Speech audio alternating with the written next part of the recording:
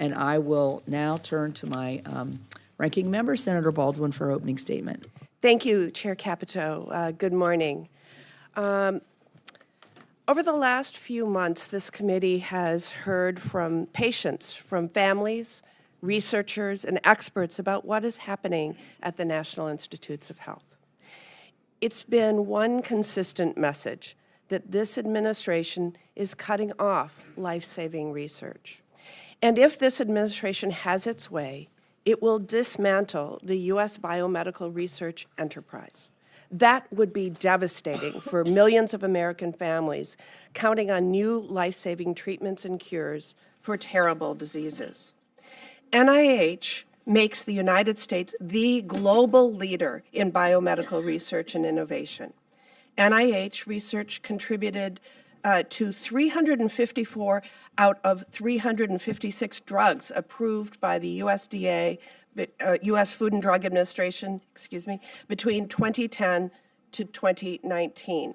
Simply put, without NIH, there would be no cancer immunotherapy, no overdose reversal medication, no cutting-edge treatments. NIH-funded research has saved millions of lives and significantly reduced death rates from common cancers to rare diseases. It has produced what can only be described as miracles, like last month when American doctors made history with the first successful personalized gene editing treatment in a 9.5-month-old baby boy, curing him of a rare life-threatening genetic disorder.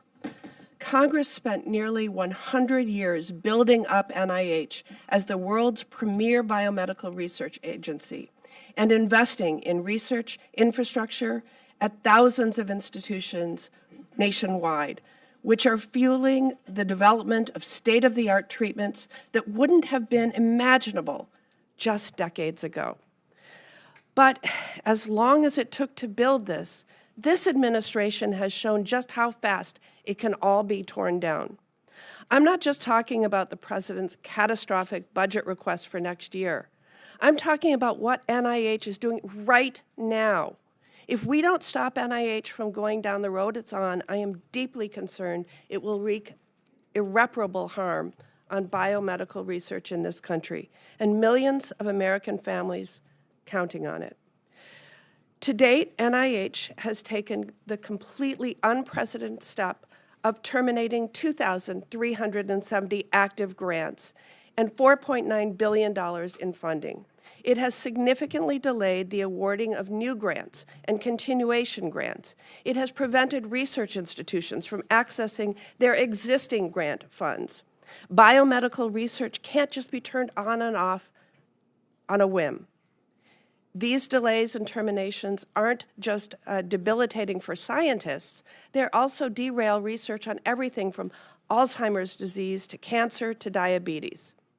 Decisions about which medical research grants should be funded or terminated are, for the first time in history, being made by political appointees, most with absolutely zero scientific training or expertise.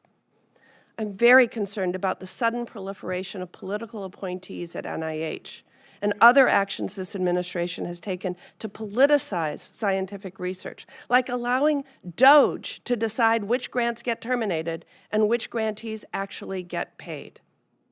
Injecting politics into NIH will make American science less rigorous, less credible, and less competitive. Everything that is happening at NIH is being led by political interests, not by science. I want to mention a few examples because details here matter. NIH has delayed $65 million in funding for 14 Alzheimer's disease research centers in 9 states, including at the University of Wisconsin-Madison. It has delayed $47 million in cancer center support grants at 9 cancer centers in 8 states. It has delayed $55 million for 11 rare disease clinical research network grants in 8 states. Let that sink in. This administration is making a conscious choice not to fund research into Alzheimer's disease, cancer, and rare diseases.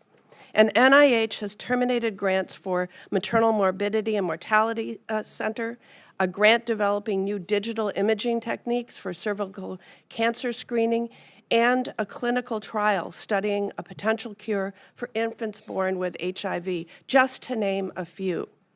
Many of us have been sounding the alarm about this for months. Through May of this year, NIH awarded 3,288 fewer grants than through the same time period last year. Now the administration's own budget clearly shows this is the plan, to award thousands of fewer grants this year. Each one of those grants represents a contribution to scientific progress, a potential new cure or treatment, or a medical breakthrough that could save millions of lives. And on top of that, this budget proposes to cut $18 billion, or 40%, from NIH next year. That should be all the proof we need to judge this administration's intentions and its priorities. This administration says it will ensure the United States remains the global leader in biomedical research. But its actions and a budget request that would cut the number of grants funded by NIH by 15,000 next year clearly shows those are empty words. This administration cannot be left to its own devices. If Congress doesn't intervene, this administration will tear down our biomedical research enterprise, cede our global leadership to China, and rip away cures that families desperately need for reasons I can't begin to comprehend. That's why I will do all I can to work with my colleagues on both sides of the aisle to protect what Congress has built in this country over nearly 100 years, that has produced miracle cures, saved millions of lives, and given hope to millions more.